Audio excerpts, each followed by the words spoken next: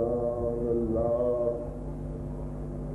لقد جاءت رسل ربنا بالحق والصلاة والسلام على رسول الثقلين محبوب رب المغربين والمشرقين جد الحسن والحسين أبي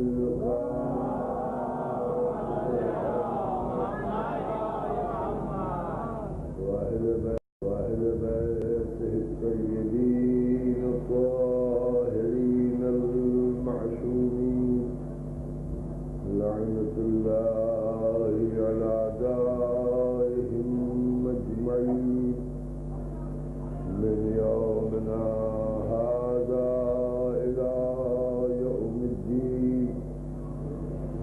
أما بعد فقد قال رسول الله صلى الله عليه وآله وسلم بسم الله الرحمن الرحيم مثل أهل بيتي كمثل سفينة نوح من ركبها نجا ومن تخلف عنها غرقا وهوى أسرع.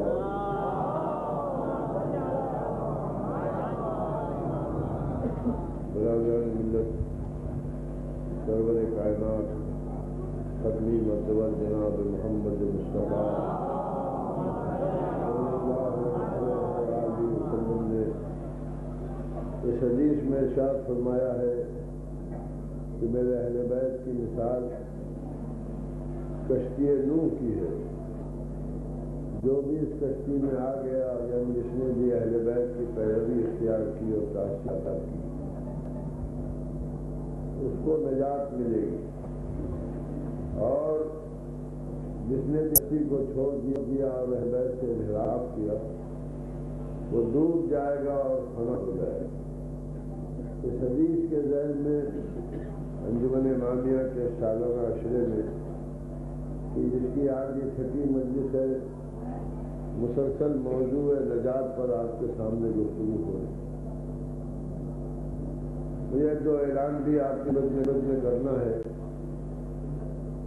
اور وہ بھی نجات سے متعلق، یعنی اہل بیت کے آثار اور اہل بیت کی یادگاریں جہاں بھی ہوں ان کی اعانت کرنا، ان کی مدد کرنا بھی ایک ذریعہ نجات.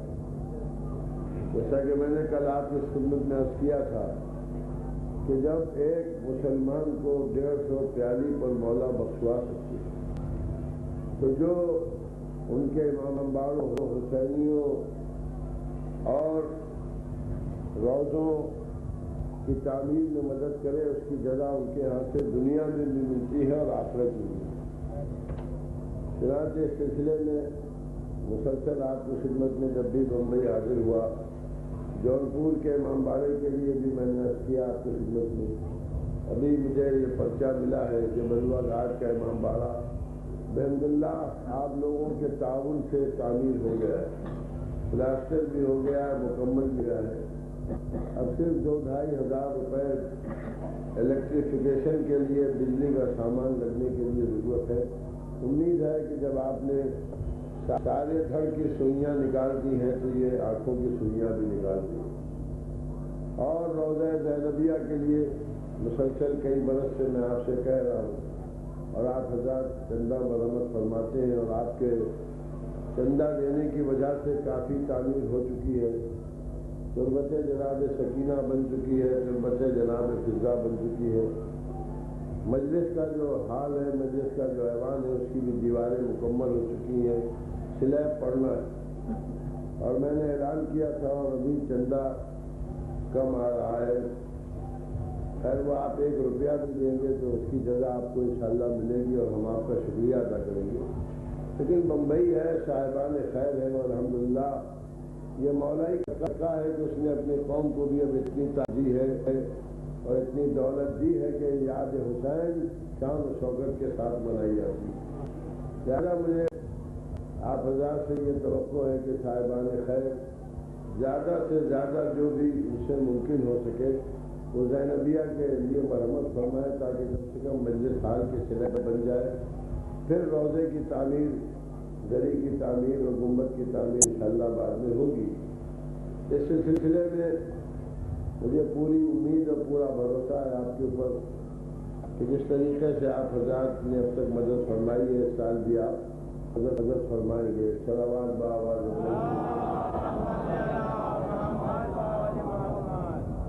نجات کے سلسلے میں نے اب تک 5 مجلسوں میں جو آپ کے سامنے عرض کیا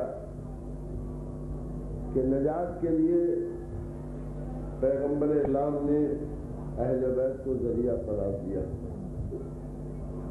پچھلی باتیں آپ کو یاد ہیں، دہرانے کی ضرورت نہیں ہے، لیکن ذہن کو تازہ کرنے کے لیے کہ نجات ضروری ہے۔ اگر ہم کو نجات ہی نہ ملی تو پھر سب کچھ بیکار ہو جائے گا، کلمہ پڑھنا بھی بیکار ہو جائے گا، عبادت کرنا بھی بیکار ہو جائے گا، ریاضت کرنا بھی بیکار ہو جائے گا۔ ہماری پوری زندگی کا ماحصل اور حاصل جو ہے وہ حصول نجات، اور نجات کے لیے پیغمبر اسلام نے جب صاف لفظوں میں کہہ دیا کہ میرے اہل بیت کی مثال کشتی نوح کی، جو اس کشتی میں آ گیا اسے نجات ملے گی، اور جس نے اس کشتی کو چھوڑ دیا وہ ڈوب گیا اور فنا۔ پہلا حصہ میں نے آپ کے سامنے ایسا، پیغمبر اسلام اگر اتنا ہی کہہ کے چپ ہو جاتے کہ جو بھی اہل بیت کی پیروی اختیار کرے گا کشتی میں آئے گا اسے نجات ہوگی، تو شاید ہم یہ سوچ سکتے تھے کہ نجات کے بہت سے ذریعے، بہت سے ذرائع نجات ہیں جن کے ذریعے مسلمان کو نجات مل سکتی ہے، جس میں ایک اہل بیت بھی ہے کہ ہم اہل بیت کی پیروی اگر کر لیں تو بھی نجات ہو جائے گی۔ بہت سی چیزوں کے بہت سے ذریعے ہوتے ہیں، اسلام میں بہت سے ذریعے ہیں نجات حاصل کر کے، اس میں رسول اللہ نے ایک ذریعہ ہم کو اہل بیت بھی بتایا، لیکن دوسرا ٹکڑا حدیث کا قابل غور جس میں فرمایا کہ جو کشتی میں نہیں آیا، جس نے اہل بیت کی پیروی نہیں اختیار کی، وہ غرق و ہوا، وہ ڈوب گیا اور فنا ہو گیا۔ اس ٹکڑے نے یہ بتایا کہ نجات کا کوئی ذریعہ ہی نہیں ہے سوائے تاثیر کے۔ صلوات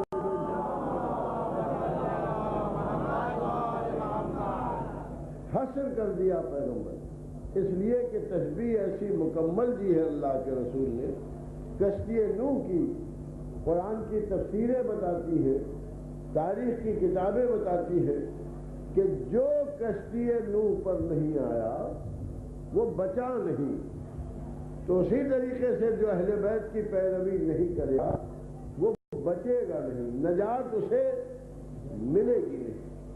میری سمجھ میں نہیں آتا کہ اگر یہ بات میں کہوں تو ہو سکتا ہے آپ کہیں کہ یہ آپ کا عقیدہ ہے، آپ کا خیال ہے، اور آپ چونکہ اہل بیت کو چاہتے ہیں لہذا یہ بات کہیں، مگر اللہ کا رسول کہہ رہا ہے بھائی جس نے پورا اسلام پیش کیا اسی نے یہ بات کہی کہ اسلام کو بتا دیتا ہوں، اس پر تم کو عمل کرنا ہے، یہ عقیدے تم کو رکھنا ہے، لیکن یہ یاد رکھنا کہ اگر کشتی پر نہ آئے، میرے اہل بیت کی تم نے پیروی نہیں کی تو تمہیں نجات نہیں ملے گی، ڈوب جاؤ۔ اب جو اہل بیت کی مخالفت کر رہا ہے وہ اہل بیت کا تو کوئی بگاڑ نہیں رہا ہے، وہ لوگوں کو منحرف کر کے ڈبو رہا ہے قہر ضلالت میں، اور چونکہ پیغمبر سے یہ سن لیا ہے کہ جو کشتی سے ہوگا اسے نجات نہیں ملے گی اور وہ ڈوب جائے گا اور فنا ہو جائے گا، لہذا جو بھی علماء اسلام اہل بیت کے خلاف بات کر رہے ہیں وہ اہل بیت کے خلاف بات نہیں کر رہے، سننے والوں کے خلاف بات کر رہے ہیں۔ صلوات بھیج دے محمد۔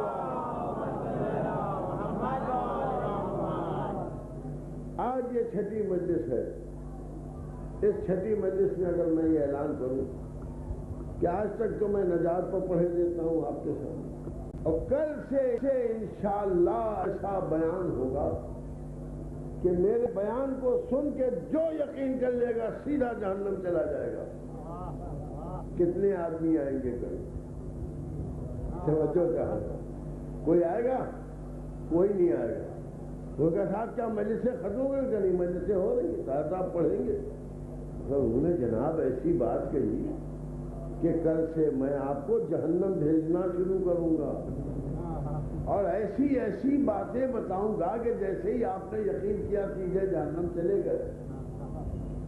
تو کوئی نہیں آئے گا. کیوں نہیں آئے گا؟ کہ اب اگر ہم گئے تو لوگ سمجھیں گے ہمیں جہنم جانا ہے، اور جہنم جا کے کیا کریں گے؟ بھائی جنت کا یقین دلائیے تو آئیں سننے کے لیے. ہم نے آپ کو اس لیے بلایا ہے کہ آپ ہمیں جنت کا راستہ بتائیں، اس لیے تھوڑی بلایا کہ جہنم میں ڈھکیلیں.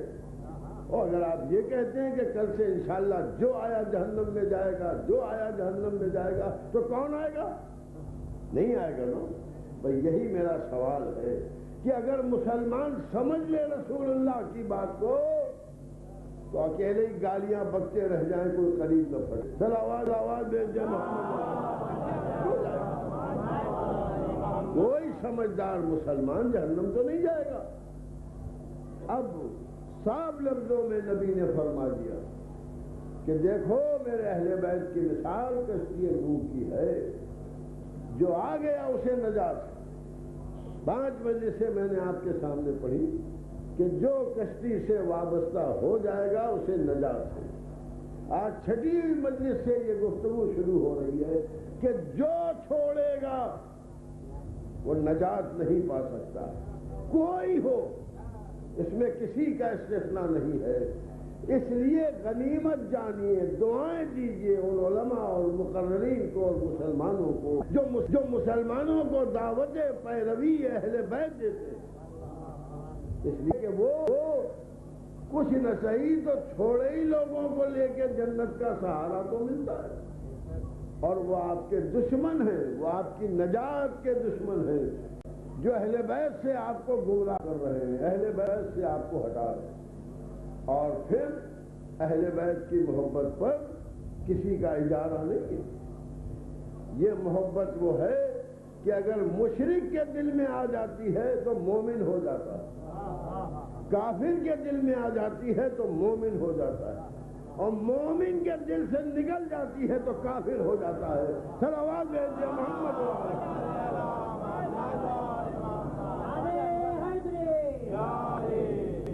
تو میری گفتگو کل یہاں پر تمام ہوئی تھی کہ اہل سنت 2 قسم کے اہل سنت ہیں.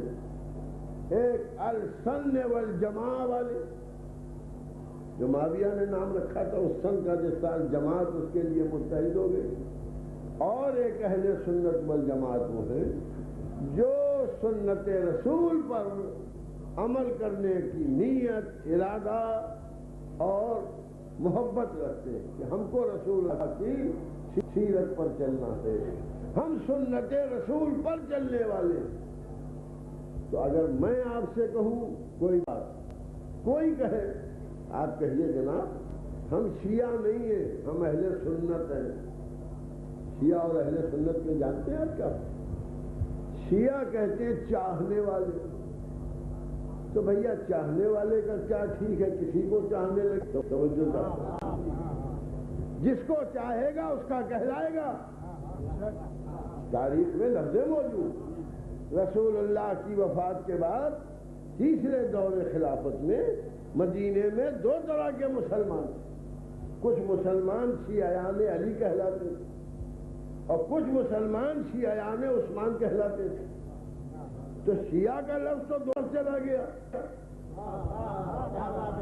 جو علی کو چاہے وہ علی کا شیعہ، جو عثمان کو چاہے وہ عثمان کا شیعہ، جو طاہر جرولی کو چاہے وہ طاہر جرولی کا شیعہ. مگر اہل سنت کہاں جائیں گے؟ ان کو تو سنت رسول ہی پر چلنا ہے. توجہ فرما رہے ہیں. شیعہ کے معنی ہے چاہنے والے کے. سب شیعہ آج مجھ سے خفا ہو جائے، لیکن خفا ہو جائے میں حق کہتا ہوں. شیعہ کے معنی چاہنے والا. تو جس کا چاہنے والا ہوگا اس سے نسبت دی جائے گی۔ شیعیان رسول، شیعیان علی، شیعیان عثمان، شیعیان معاویہ بھی ہو سکتے ہیں۔ جناب آپ یہ کیا کہتے ہیں؟ شیعیان یزید بھی ہو سکتے ہیں۔ بھئی اگر کوئی یزید کا چاہنے والا تو وہ یزید کا شیعہ ہے، اگر کوئی معاویہ کا چاہنے والا ہے تو وہ معاویہ کا شیعہ ہے، علی کا چاہنے والا ہے علی کا شیعہ، عثمان کا چاہنے والا ہے وہ عثمان کا شیعہ ہے کہ نہیں؟ شیعہ کا چاہنے والا۔ لیکن اہل سنت تو اپنا نام رکھ کے ایسا گر گئے ہیں کہ ٹس سے مس نہیں ہو سکتے۔ اہل سنت یعنی سنت رسول والے، تو جو صحیح اہل سنت ہے وہ سنت رسول سے ہٹ نہیں سکتا۔ شیعہ کہیں چلا جائے گا اس کا شیعہ کہلا لے گا، مگر جو سیرت رسول چھوڑے گا وہ کبھی اہل سنت نہیں کہلانے کے لائق ہوگا۔ اس لیے ہر وائس کو پوچھئے کہ آپ اہل سنت ہیں کہ نہیں، اور جب کہیں ہاں بھائی ہم اہل سنت ہیں، ویسے میں بھی اہل سنت ہوں، صلوات دے محمد، اور انشاءاللہ آپ کو تقریروں سے اندازہ ہو جائے گا کہ میں اہل سنت ہوں کہ نہیں ہوں۔ اہل سنت کا مطلب ہے سنت رسول پر چلنے والا۔ تو جو عالم ہے اس سے پوچھئے واقعی آپ اہل سنت ہیں؟ ہاں سنت ہے، تو مہربانی کیجئے گا کہ بس سنت و سیرت رسول ہی بیان کیجئے گا۔ توجہ چاہ رہا ہوں، اس کے علاوہ ہم کچھ نہیں چاہتے، ہم صرف سیرت رسول سننا چاہتے، ہم صرف سنت رسول معلوم کرنا چاہتے کہ رسول اللہ کی سیرت کیا تھی، رسول اللہ کی سنت کیا تھی۔ پہلا سوال یہ کیجئے گا، کیا سیرت و سنت رسول 73 تھی کہ ایک تھی؟ سیرت رسول اللہ کی ایک تھی کہ 73؟ سنت رسول ہر معاملے میں ایک تھی کہ 73؟ جواب ملے گا ایک۔ تو سیرت ایک، سنت ایک، اور اہل سنت 73؟ اس کا کیا مطلب ہے؟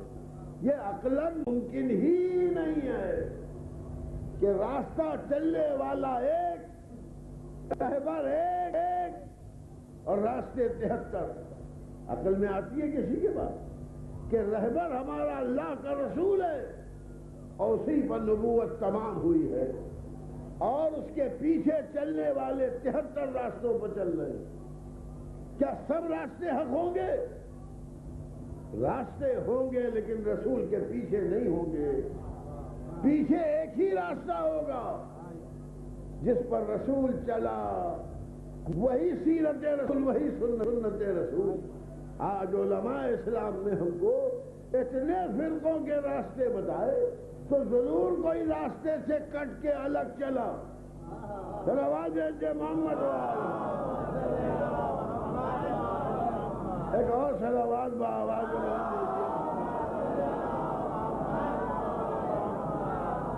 یہ گرمی تو رہے گی، ویسے آج کم سے کم کچھ کھلا ہے اور اب خرات نکلنے کے آثار بھی ہیں، نکل رہے ہیں، سمجھے؟ اور میں نے ابھی تک اپنا بخار نہیں اتارا۔ صلوات دے محمد، آپ کی گرمی ہے۔ آپ ذرا ملاحظہ فرمائیے میں کیا کروں۔ یہاں سے ایک قافلہ حج کے لیے چلا، حج کو جائیں گے، اور جناب پیدل حج کریں گے، پیدل حج کے لیے چلا۔ مثال دے چلیے، یہاں سے نہیں چلا، مدینے سے چلا، مدینے سے طے کیا کہ حج کو جائیں گے۔ وہ کہا بھائی کون آگے چلے گا؟ وہ کہہ کر آگے چلے گا۔ جس کو آپ نے گائیڈ یا رہبر بنایا وہ آگے چلا، اب سارے حاجی اس کے پیچھے جا رہے۔ تو ایمان سے بتائیے جتنے لوگ اس کے پیچھے جائیں گے وہ اسی راستے سے پہنچیں گے کہ نہیں پہنچیں گے؟ لیکن اب اس میں سے میل 2 میل چل کے، کلومیٹر 2 کلومیٹر چل کے، کچھ لوگوں نے کہا نہیں بھائی ہم ادھر سے، ہم ادھر جائیں گے، گڑگام بائیں کو جائیں گے، تو کہا ہم ادھر جائیں گے، ہم ادھر جائیں گے، کرتے گئے تب تو راستے بدلے۔ اب مکے کون پہنچے گا؟ وہی جس نے رہبر کے پیچھے کا راستہ اختیار کیا، رہبر کے ساتھ چلا، اسی راستے پر چلا، اسی ڈگر پر چلا جس پر وہ جا رہا۔ اور دیکھیے جب راستہ بدلا جاتا ہے تو فاصلہ کم ہوتا ہے، مگر نہ طے کیا جاتا ہے اتنا ہی فاصلہ بڑھتا چلا جاتا ہے۔ آج 1400 برس میں اتنے فاصلے بڑھ گئے کہ ایک فرقہ دوسرے فرقے کو دیکھ کے پوچھتا ہے یہ کون سا اسلام ہے؟ میں کچھ کہہ رہا ہوں بھائی سوال یہ ہے کہ اگر سب رسول اللہ کے پیچھے چلے ہوتے تو راستے بدلتے ہی کیوں؟ ٹولیاں بنتی کیوں؟ فرقے بن جائی کیوں؟ راستہ بدلا لہذا فرقے بدلے۔ نبی چلے مدینے سے مکے کے لیے، نبی پہنچے کہ نہیں پہنچے؟ کب پہنچے؟ مڑ کے دیکھا تو تھوڑے سے حاجی صاحب، بھائی باقی کہاں گئے؟ کہا وہ راستے میں کچھ لوگوں نے کہا ہمارے پیچھے چلو، ان کے پیچھے چلے گئے۔ ذرا غور فرمائیے میں کیا کہہ رہا ہوں، ہمارے پیچھے چلو، ان کے پیچھے چلے گئے۔ پہنچے تو نہیں منزل تک، منزل تک تو وہی پہنچا جس نے رہبر کا ساتھ نہیں چھوڑا۔ اب آپ بتائیے رسول اللہ مکے کا راستہ بتانے آئے تھے کہ جنت کا؟ جنت کا راستہ بتانے آئے تھے، تو جنت جائے گا تو وہی مسلمان جو سیرت رسول نہیں چھوڑے گا، وہی تو جائے گا۔ کہاں بے شک وہی جائے گا، تو جب وہی جائے گا تو وہ ایک ہی ہوگا، سب نہیں ہوں گے۔ جس نے چھوڑ دیا وہ الگ ہو گیا، جو پیچھے رہ گیا تاسی میں وہ جنت پہنچ گیا۔ اس لیے نبی نے کہا میرے 73 فرقے ہو جائیں گے، جس میں ایک ناجی ہوگا۔ کون سا ناجی ہوگا؟ وہی ناجی ہوگا جس نے سیرت نہ بدلی ہوگی، جس نے سنت رسول نہ تبدیل ہوگی، جس نے احکام شریعت نہ بدلے ہوں گے۔ صلوات بھیجئے محمد و یہ کون سی مشکل بات ہے؟ یہ کوئی ایسی بات نہیں ہے کہ جو کسی مسلمان کی سمجھ میں نہ آئے۔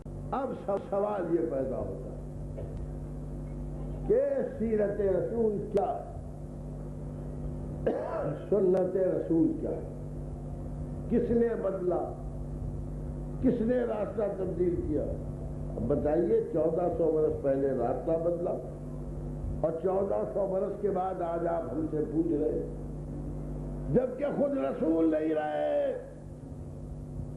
توجہ چاہو، رسول نہیں رہے، بدلنے والے رہ گئے اور راستہ بنانے والا نہیں رہا۔ تو خدا پر واجب تھا کہ نہیں کہ رسول کے بعد ایسے لوگوں کا ایک سلسلہ جاری رکھے جس سے مسلمان پہچان سکے کہ یہ رسول اللہ کا راستہ ہے۔ صلوات بھیجئے محمد غور فرمایا، جس سے پہچان سکے کہ رسول اللہ۔ اب رہ گیا مسلمان کی بات ہی ہو۔ اب آپ دیکھیے اتنا بڑا مجمع ہے، مجلس میں لوگ بیٹھے ہیں، ایک صاحب آ کے کسی کو سنکار رہے ہیں۔ یہ 1400 برس کے بعد ہے تو 1400 برس پہلے مسجد رسول سے کتنے سنکارے گئے ہوں گے۔ صلوات بھیجئے محمد اور ماشاء اللہ مسکرا بھی رہے ہیں۔ صلوات بھیجئے محمد۔ اچھا اب الحمدللہ تشریف لے گئے، کیوں گئے؟ جب میں نے ذکر چھیڑا تو سمجھ گئے مجھی کو کہہ رہے چلے گئے، تو اب میں سیرت و سنت و نجات بیان کروں گا، جو مجلس سے اٹھ کر چلا جائے سمجھ لے کسی کو کہہ رہے۔ صلوات بھیجئے محمد۔ یہ بات مجلس کی بات نہیں، ہم نے ایک بات کی۔ اب آپ ملاحظہ فرمائیں، سیرت رسول اہل سنت وہ ہے جو سنت رسول پر باقی رہے۔ اب سنت رسول کیا ہے، سیرت رسول کیا ہے؟ جب نبی کے بعد سیرت سنت بدل کر فرقے بننے والے تھے تو اللہ پر واجب تھا کہ یا نبی کو طولانی زندگی دے. کمال ہے جو خدا عیسیٰ کو آج تک جلا ہے. کیا وہ ختمی مرتبت کو نہیں جلا سکتا تھا؟ عیسیٰ زندہ ہے، خضر زندہ ہے، الیاس زندہ ہے، اور ختمی مرتبت وفات پا گئے. خضر کو، الیاس کو زندہ رکھا. کاہے کے لیے زندہ ہیں؟ کہ خضر قافلے جو بھٹک جاتے ہیں صحرا میں ان کو راستہ بتاتے ہیں. توجہ چاہ رہا ہوں. الیاس سمندر میں جو کشتیاں راستہ بھٹک جاتے ہیں ان کو راستہ بتاتے ہیں. اے مسلمانوں، ڈپوٹیشن لے چلو اللہ کے ہاں کہ اگر ہم راستہ صحرا میں بھٹکے تو ایک شہر سے دوسرے شہر پہنچ جائیں گے. اور کیا ہوگا؟ اگر کشتی سمندر میں راستہ بھٹکی تو ایک ساحل سے دوسرے ساحل کو پہنچ جائے گی. اے معبود، تو یہ نہیں چاہتا کہ تیرے بندے خشکی میں بھٹکے، جس کی ایک نبی کی ڈیوٹی لگا دی. تو نہیں چاہتا کہ تیرے بندے سمندر میں بھٹکے، اس کے لیے تو نے ایک نبی کی ڈیوٹی لگا دی. اور جس کے لیے ہم کو پیدا کیا اس کا کوئی انتظام نہیں کیا. اگر دین میں بھٹکنے لگے گے تو کوئی بتا دے کہ دیکھو تم غلط راستے پر جا رہے ہو، دیکھو تمہارا راستہ صحیح نہیں ہے. کوئی تو رہنا چاہیے. جب خضر صحرا میں ہے، الیاس سمندروں میں ہے، تو میدان دین میں بھی کوئی ہو جو صحیح راستہ مسلمان کو بتاتا رہے. یہ عقل کا تقاضا ہے کہ تو اب وہ کون ہو؟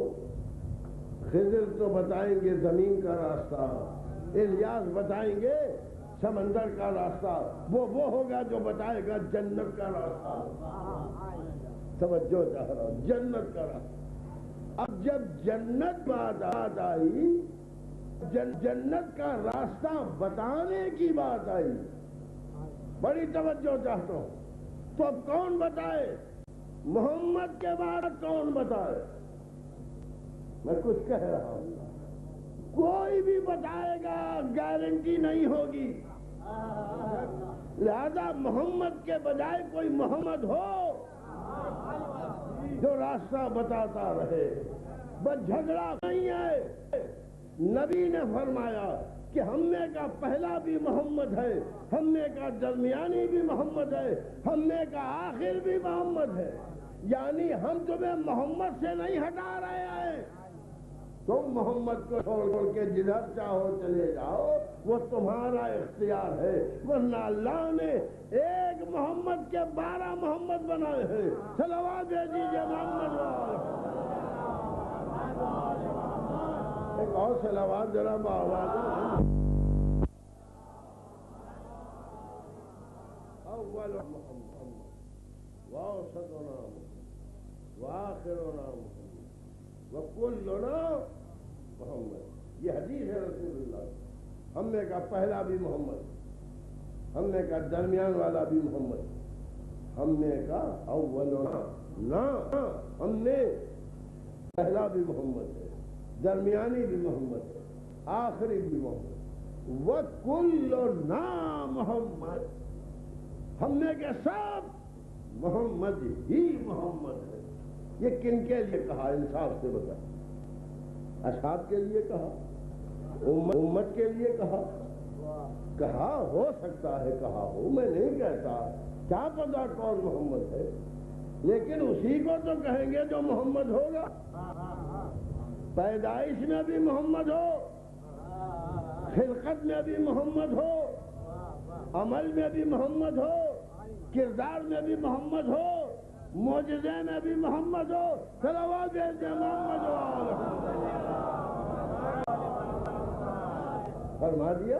اس کا مطلب یہ ہے کہ نبی نے مسلمانوں کو یہ بات سمجھائی کہ جب میرے بعد بھی محمد ہے تو تم کو جب میری سیرت چاہیے ہو تو کسی محمد ہی سے پوچھنا. اور اگر محمد نہ ہوتے تو آج اسلام یزیدیت ہوتا، اسلام محمد نہ ہوتا۔ وہ ایک محمد ہی تھا جس نے کربلا میں اسلام کو بچایا، اور اس کی دلیل کیا ہے میرے پاس کہ امام حسین علیہ السلام نے ایک خطبہ پڑھا ہے شہادت سے قبل، جس میں فرما ہے بتاؤ کیا میں نے دین بدلا ہے، کیا میں نے شریعت تبدیل کی ہے، کیا میں سیرت رسول سے ہوں؟ اور قاتلوں نے ہاتھ اٹھا کے کہا یبن رسول اللہ، یہ بات نہیں، یہ بات نہیں ہے، آپ سیرت سے نہیں ہٹے، آپ بہو تصویر رسول اللہ کی، کہ پھر مجھے کیوں قتل کرتے ہو؟ کہ یزید کی بیعت کر لیجیے۔ اس کا مطلب یہ ہے حسین نے یہ بات ثابت کر دی کربلا میں کہ حسین سے بیعت نہیں مانگی جا رہی ہے، محمد سے بیعت مانگی جا رہی ہے۔ جب میں کہہ رہا ہوں، بتلا رہا ہوں کہ میری سیرت، میرا عمل، میرا کردار، میرا دین، شریعت سب رسول اللہ کی ہے، اور تم قبول کر رہے ہو، اب پھر کیوں قتل کر رہے ہو؟ کہ یزید کے ہاتھ پر بیعت کیجئے، یعنی محمدیت خطرے میں ہے، حسینیت نہیں۔ اب کربلا کے بعد سے نقشہ جنگ یہ ہو گیا کہ اگر حسینیت ہے تو محمدیت ہے، اور اگر حسینیت نہیں ہے تو محمدیت نہیں ہے۔ جہاں بھی حسین کا ذکر ہوتا ہے، توجہ چاہ رہا ہوں، وہ شیعہ مجمع ہو یا سنی سنت کا مجمع ہو، دیکھ لو محمدیت میں۔ اور جہاں حسین دشمنی کی باتیں ہوتی ہیں وہیں پر محمدیت پر ضرب لگائی جاتی ہے۔ صلوات بھیجے محمد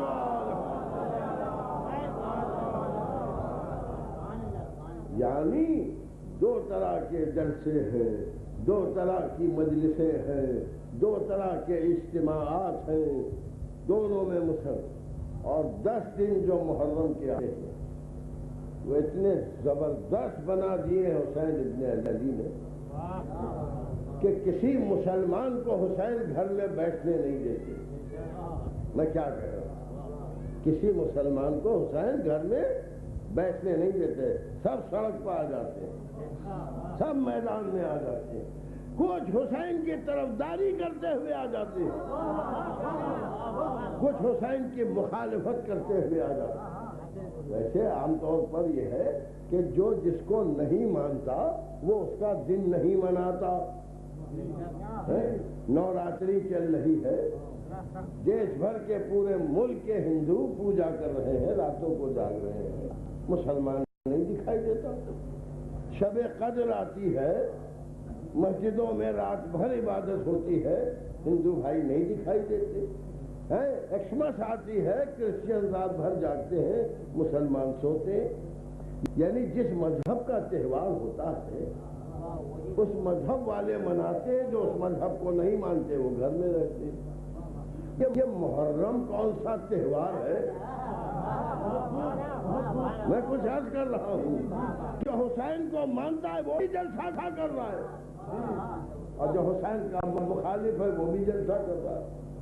بتا دیا کہ اسلام تمہیں کربلائی میں سمجھ،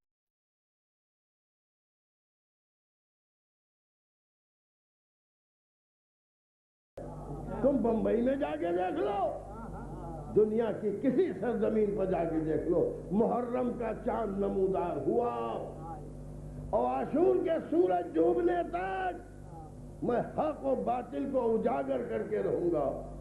میں نے جان اسی لیے دی ہے کہ سال بھر جو اپنا ایمان چھپائے رہے محرم میں مجمع کے سامنے اگل دے۔ صلوات بھیجے محمد ایک اور صلوات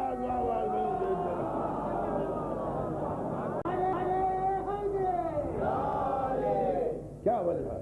غور فرمائیے میں کیا وجہ؟ پہلی محرم جگہ جگہ مجلسیں، ذکر شہادت۔ حج یہ ہے کہ وہ وہابی مسلک کے علماء جو جلسے اور جلوس کو ربیع الاول میں بدعت کہتے ہیں، میں توجہ چاہ رہا ہوں، رسول اللہ کی ولادت اور وفات کے موقع پر جو میلاد شریف کرنے کو بدعت کہتے ہیں، جو نکالنے کو بدعت کہتے ہیں، جو یا رسول اللہ کہنے کو بدعت کہتے ہیں، کہتے ہیں کہ نہیں کہتے؟ اور کہتے ہیں بھائی ہم کریں گے، ہم میلاد نہیں کریں گے، ہم جلوس نہیں نکالیں گے، یہ سب بدعت ہے۔ وہ محرم میں اپنا فتویٰ بھی بھول جاتے ہیں۔ میں کیا کہہ رہا ہوں؟ وہ یہ دوسری بات ہے کہ وہ آ کے کہتے ہوں کہ یہ بدعت ہے، مگر بدعت کر کے بدعت کہتے ہیں، یعنی ضرور فرش بچھائیں گے، مجمع کریں گے، روشنی کریں گے، لاؤڈ اسپیکر لگائیں گے، تقریر شروع کریں گے، اسلام بیان کریں گے، یعنی بدعت کر کے کہتے جاتے یہ بدعت، یہ بدعت، یہ بدعت۔ توجہ چاہ رہا ہوں، پوچھئے جب 10 دن میں کچھ منانا بدعت ہے تو 10 دن کیوں بیٹھو؟ 11ویں دن سے شروع کرنا۔ مگر یہ حسین کے خون کا اثر ہے، یہ قربانی کا اثر ہے۔ کہا کہ میں نے اپنے ہی دن نہیں پہچنوایا، 10 محرم سن 61 ہجری کو کربلا میں نہیں پہچنوایا کہ سنت رسول والا کون ہے، مخالف رسول کون ہے۔ جب بھی محرم کا چاند آئے سے نکل کے دیکھ لینا کہ سنت رسول والا کون ہے اور مخالف سنت رسول کون ہے۔ صلوات بھیجے ایک اور صلوات ذرا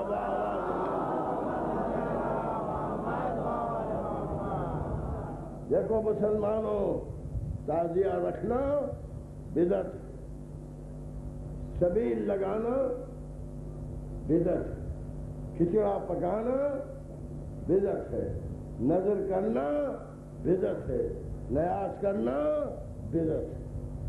سمجھائیے، پہلی ذی الحجہ سے شروع کیجئے سمجھانا،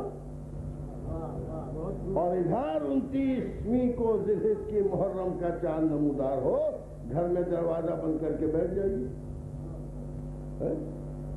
ان کا صاحب یہی تو رونا ہے۔ کاہے کا رونا ہے بھائی؟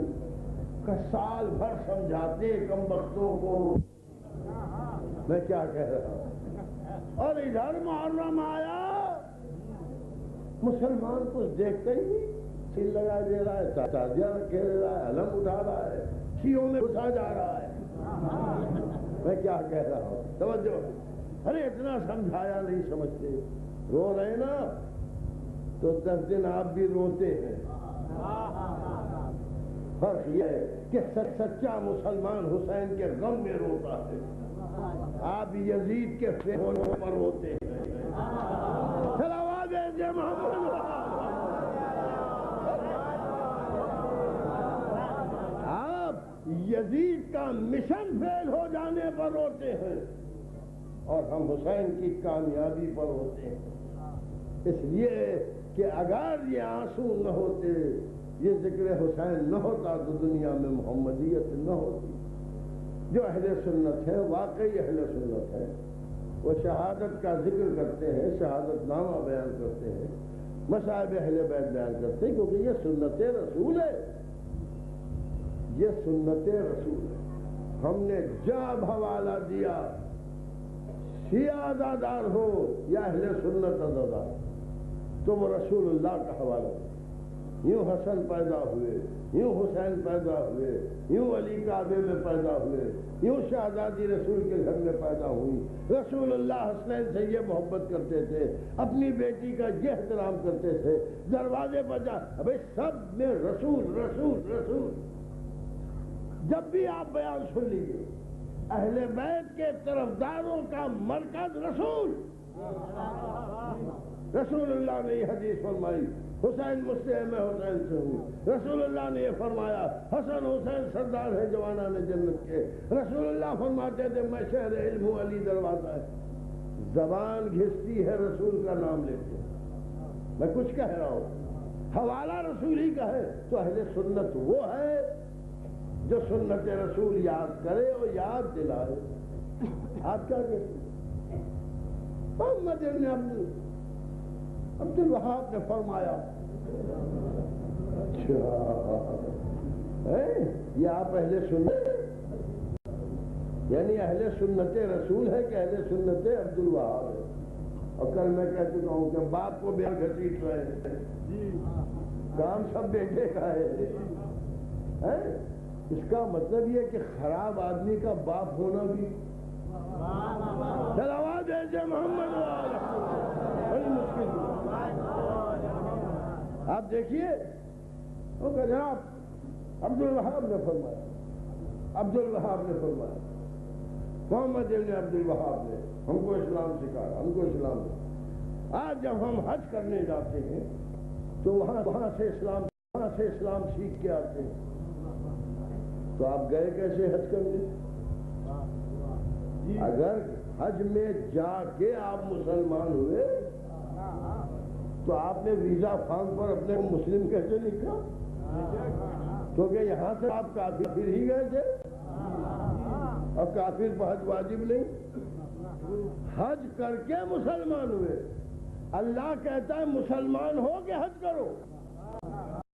میں کیا کہہ رہا ہوں؟ لوگ حج کر کے اسلام لے کے آتے ہیں. ہاں علماء یہ فرماتے ہیں، صاحب یہ فرماتے ہیں. اچھا یہ کہتے ہیں، وہ کہتے ہیں، رسول اللہ کیا کہتے ہیں؟ ارے وہ تو ہمارے ہی جیسے تھے.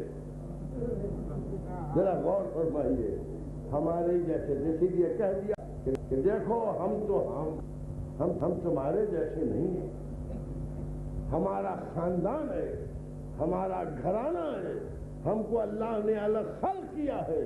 میں اشرا پڑھ چکا ہوں مغل مسجد میں کہ خلقت اہل بیت الگ نو ہے، یہ نورانی مخلوق ہے. یہ تو ان کا احسان انسان کے پیکر میں ہمارے درمیان، ورنہ انسانیت سے اور بشریت سے ان کا کوئی تعلق ہی نہیں ہے. وہ اس وقت خلق ہوئے تھے جب کچھ نہ تھا. آدم تو ان کے سامنے بنائے گئے، آدم مٹی سے بنائی گئی، مٹی ان کے سامنے بنائی.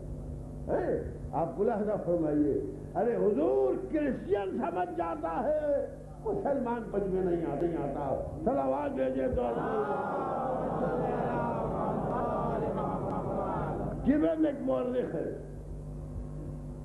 جس نے decline and fall of Roman empire ایک کتاب لکھی، بہت مشہور کتاب. اس کا مصنف گیبن اتنا بڑا فلاسفر اور ہسٹورین، وہ لکھتا ہے کہ جب مجھے ایک دوست نے نہج البلاغہ بھیجی مولا کائنات علی ابن ابی طالب کے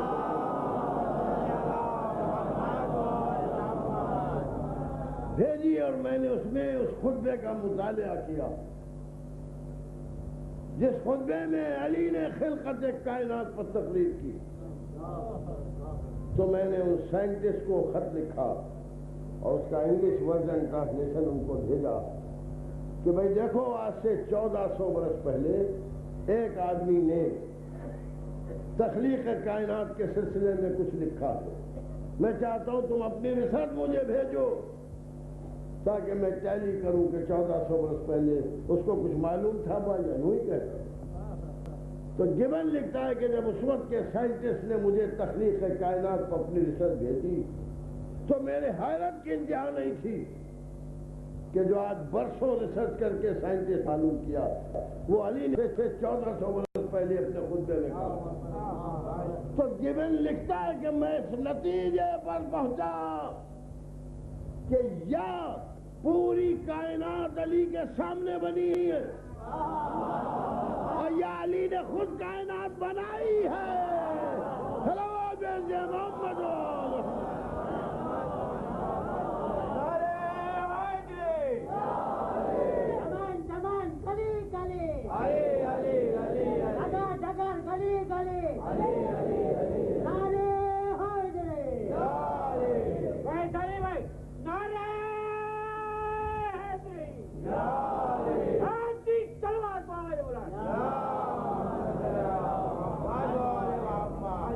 تو آج گفتگو رفتہ رفتہ اس منزل پر پہنچی کہ اہل سنت وہ ہے جو ہر وقت جستجو میں رہے، تلاش میں رہے، ہر بات میں معلوم کرنے میں کہ سنت رسول کیا تھی۔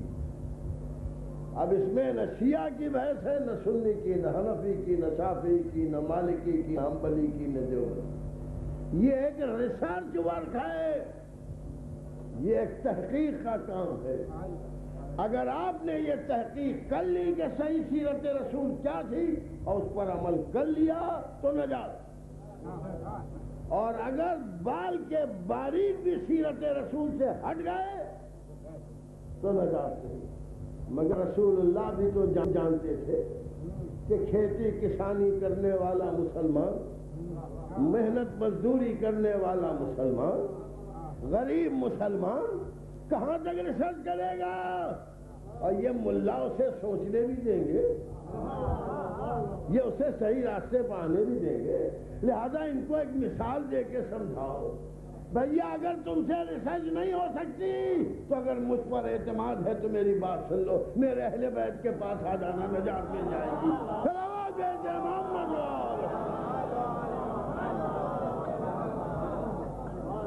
اب آپ ملاحظہ فرمائیے، گفتگو ایک اور ٹرن لے رہی ہے۔ وہ ٹرن یہ ہے کہ یہ تو حدیث سے ثابت ہے کہ اہل بیت کی پیروی میں نجات ہے، میں کچھ کہہ رہا ہوں۔ اب اگر کوئی انکار کرے تو ثابت کرنا اس پر واجب ہے،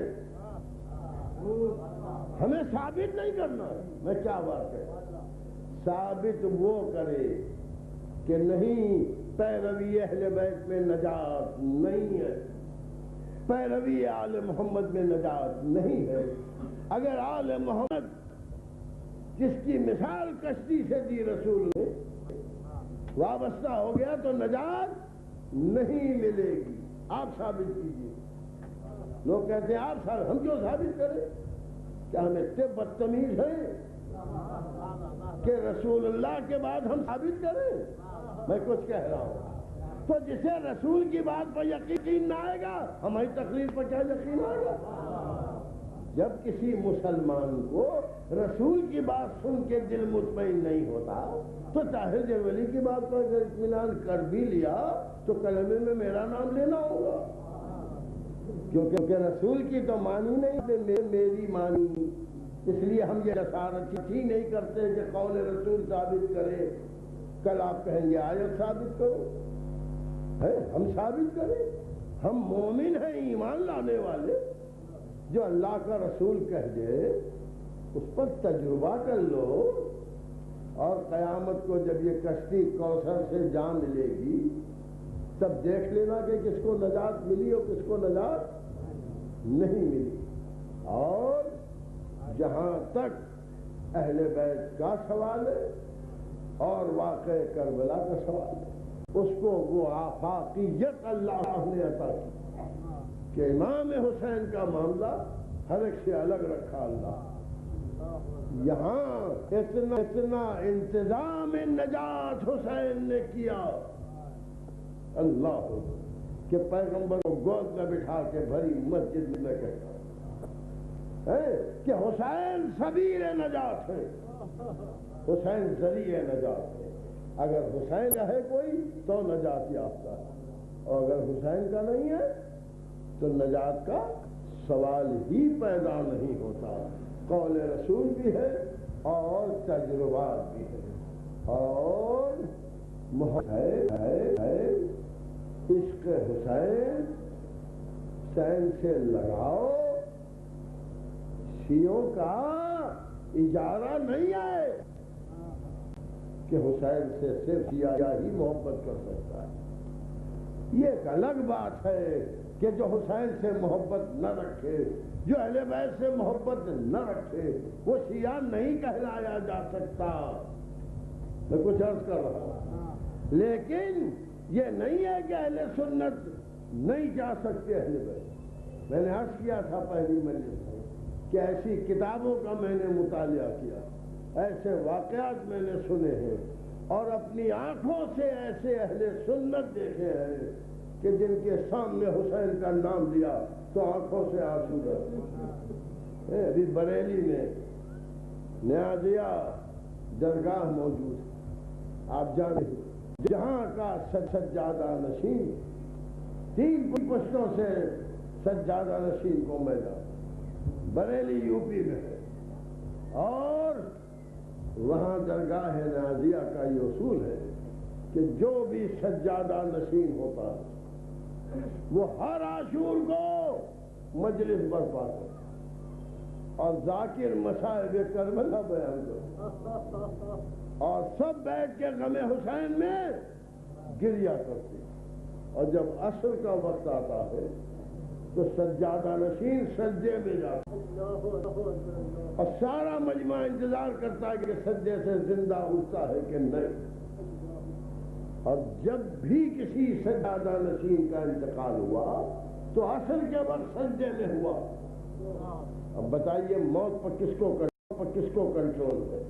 موت تو خدا کے ہاتھ میں ہے، لیکن نسلوں سے ایک سلسلہ چلا آ رہا ہے کہ نہ 9 محرم کو مرا کوئی، نہ 11 محرم، جس کے وصال ہوا ہے 10ویں محرم کو، اور وہ بھی بیٹھے بیٹھے کسی کا وصال نہیں ہوا بلکہ سجدے میں گئے اور وصال. تو ہر سجادہ نشین اس نیت سے سجدے میں جاتا ہے کہ شاید آج ہی کا وہ عاشور ہو جس دن میری موت ہو، اور نہیں ہوتا. اور اس کے بعد جب سجدے میں جاتا ہے تو وصال ہو جاتا. اس کا مطلب یہ ہے کہ حسین کا قابو ملک الموت پر بھی ہے. ایک سلسلہ خدا کے ہاتھ میں ہے. آپ جس کو بدعت کہتے ہیں وہ سنت رسول نہیں، سنت الہی بنتی ہے. موت تو کسی کے اختیار میں نہیں ہے. اور ایسے ایسے عزادار دنیا میں دیکھ. حضور شب عاشور جب میں وطن میں رہا تو شب عاشور طریقہ ہے کہ جہاں جہاں تعزیے رکھے جاتے ہیں وہاں جا کے تعزیوں کی زیارت کی. ہم زیارت کرتے ہوئے جا رہے تھے کہ تعزیے پر پہنچے تو ایک ہندو تعزیے کے سامنے ہاتھ جوڑے کھڑا اور اس نے کہا ہم آپ ہی لوگوں کا انتظار کریں، ایک نوحہ پڑھ دیجئے اور ماتم کر دیجئے.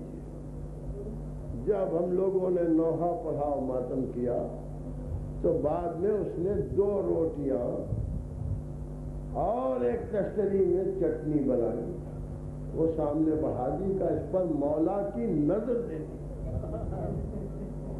یقین مانیے کہ میں تو پریشانی میں پڑا کہ مولا کی نظر توجہ چاہتا. اور کافر کی پکائی ہوئی روٹیوں پر عبرت کا مقام ہے مسلمان. اس نے کہا آپ کیا سوچ رہے ہیں؟ یہ میں نے نہیں پڑھا، میں ایک مسلمان کے یہاں سے پکوا کے لایا. مجھے معلوم ہے کہ امام بابا ہمارے ہاتھ کا نہیں کھائیں.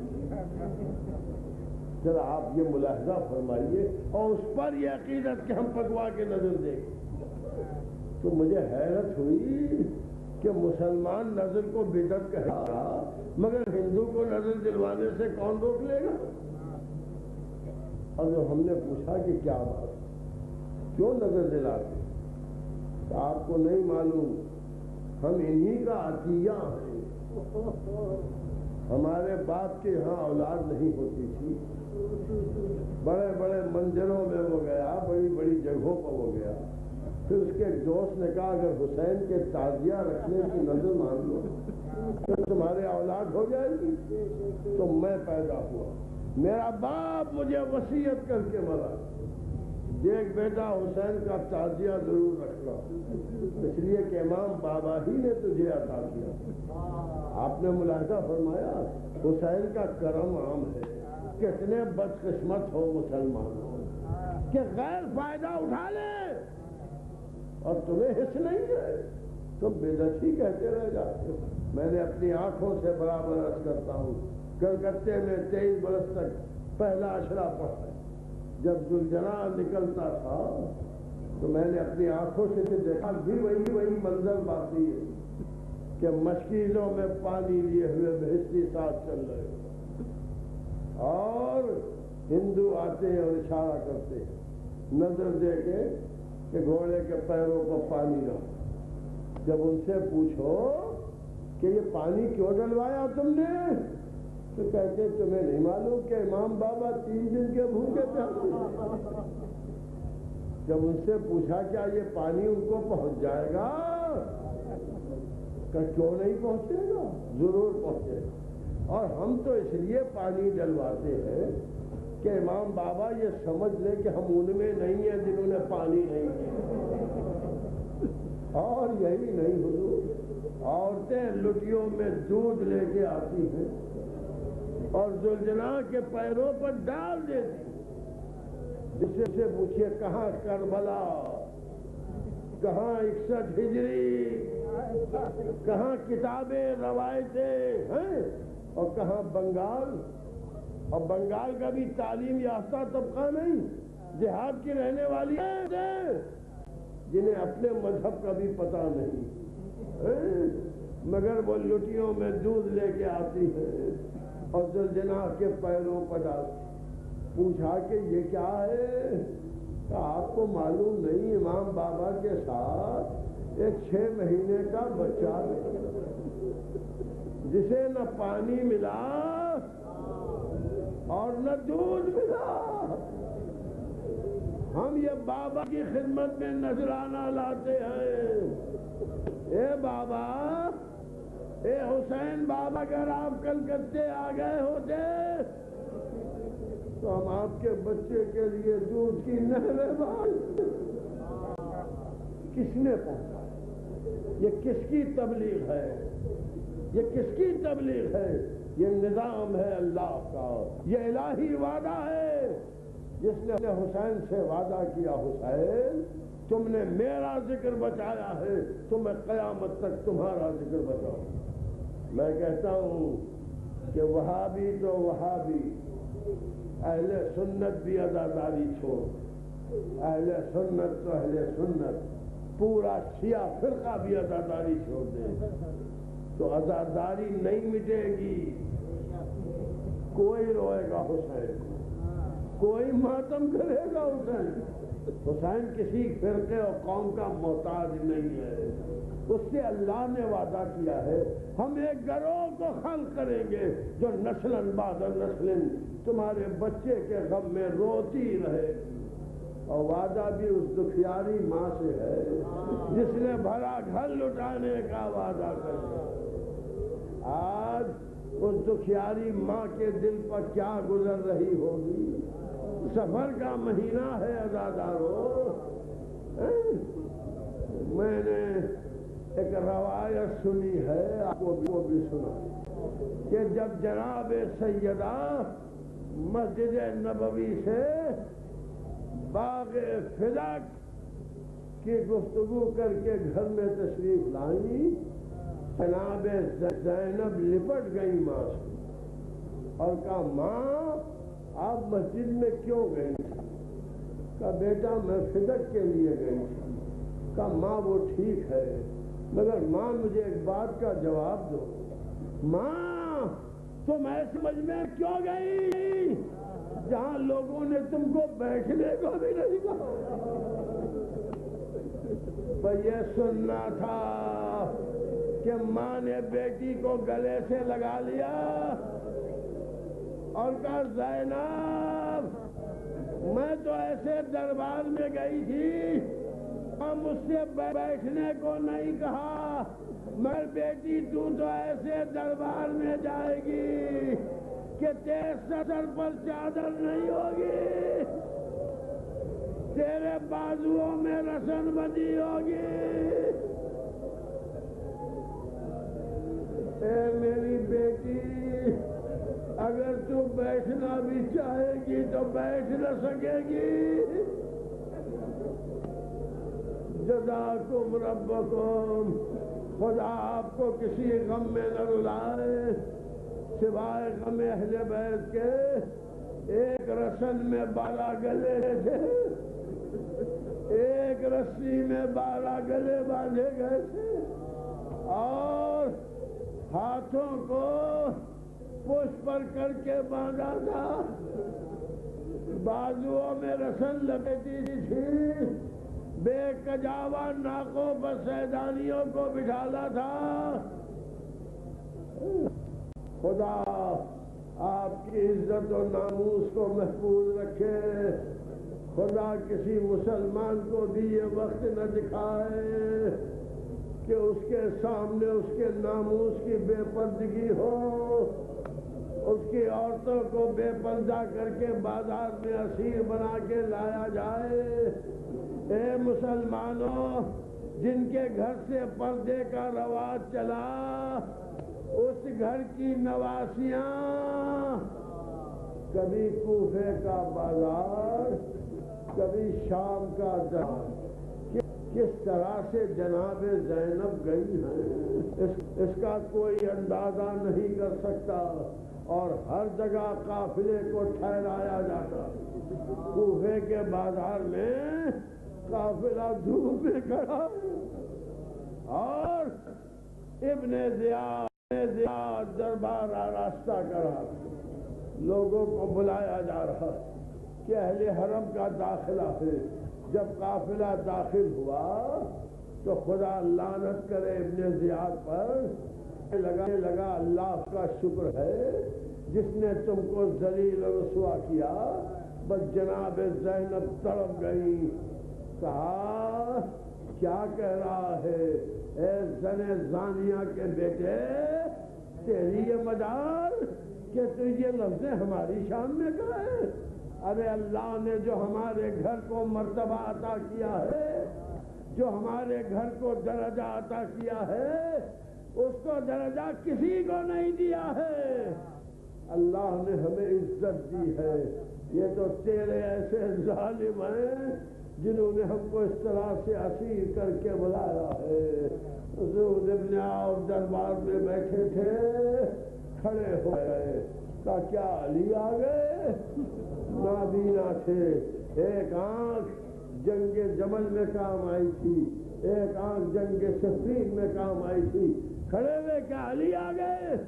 کہا نہیں علی کہاں، علی کی تو شہادت ہو چکی۔ قسم خدا کی لہجہ علی کا ہے، زبان علی کی ہے، جلالت علی کی ہے۔ کہا یہ علی کی بیٹی تقریر کر رہی ہے، یہ بی بی زینب بول رہی ہے۔ بس تڑپ کے کھڑے ہو گئے، زینب اور ابن زیاد کا دربار کہاں، آپ کو خبر نہیں؟ کہ حسین کہاں ہیں؟ کہ سامنے حسین کا سر رکھا ہوا ہے۔ کہ عباس کو کیا ہوا؟ کہ عباس کے شان قلم کیے گئے، پنجتن کا خاتمہ ہو گیا کربلا میں۔ بس ایک مت آگے بڑھے کہ ابن زیاد خدا تجھ پر لعنت کرے، ارے میں اتنے دن کیوں جیا کہ مجھے یہ خبر ملی کہ زینب دربار میں آئی۔ ارے ملعون تجھے ترس نہ آیا، یہ رسول اللہ کی نواسی، علی کی بیٹی اور تیرا نجیب دربار۔